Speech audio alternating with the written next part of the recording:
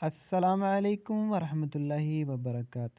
سعودی وزارت افرادی قوت کا کہنا ہے کہ یکم فروری 2024 سے گھریلو عملے نئے معاہدوں کے لیے جنرل انشورنس پالیسی حاصل کرنا لازمی ہوگا۔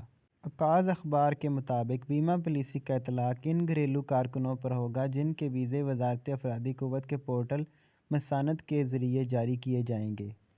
گھریلو کارکنوں کی ملازمت کے معاہدے کی تصدیق کے لیے جنرل بیمہ پالیسی حاصل کرنا ضروری ہوگا۔ بیمہ پالیسی کارکن کے مملکت پہنچنے کے 2 برس تک کارآمد ہوگی۔ اس کے بعد آجر و اجیر کو اختیار ہوگا کہ وہ اسے جاری رکھیں یا نہیں۔